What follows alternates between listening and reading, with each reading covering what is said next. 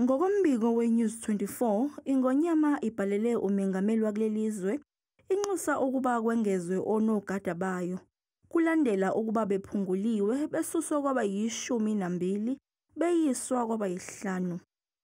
Ingonyama uMisuzulu kaZwelithini yaqala ukuba nabaqaphi abalingana nabakamengameli wezwe ngonyaka ka-2022 kusenombango wesihlalo sobukhosi, kulandela ukukhothama kweNgonyama uZwelithini kaBhekuzulu.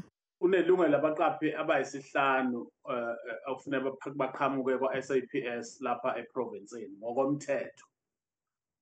So mhlambe ke kodwa kwenza kwezinto kade zenzeka empilweni yakhe naye bezenza selokhu engenile esihlalweni, kodwa mhlambe indlela yena abona ngayo ngendlela ukuthi izinto phambi kwakhe ziphambane kakhulu, kanti abantu besebejwayele uyise inkosi Silo uZwelithini owayebusa ngoxolo nothando, ethanda wonke umuntu evulekile engaxabani namuntu.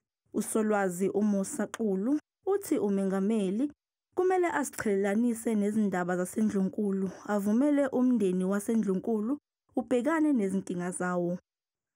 Upresident ke yena mhlambe kumele ukuthi athi ukuqhela kancane kulezi ndaba ukuze iNdlunkulu yakwaZulu namakhosi akhona bakwazi ukuyilungiselela indaba yobukhosi bakhona, ngoba njengamanje uma ukhuluma nabo bazizwa beyabantu abanqindwe amandla ngoba uhulumeni ungene waze wagamanxa. UXulu ubuye wathi uhulumeni kumele uphathe zonke izingonyama ezikhona eNingizimu Afrika ngokulinganayo. Ingonyama yamaZulu akuyona kuphela ingonyama ekhona eSouth Africa. Iy'ngonyama ziwu-7 la ey'recogniziwe, kukhona nezinye-ke ezingaka-recognizwa nazo ziningi kakhulu. Mhlawumbe uhulumeni, mhlawumbe kwayena uPresident Ramaphosa nongqongqoshe kufuneka bakujwayele ukuthi iy'ngonyama lezi ey'khona eSouth Africa bayiphathe ngokufanayo, ngoba akuzwakali ukuthi njalo nje ingonyama yamaZulu ingathi ingaphezulu kwezinye iy'ngonyama.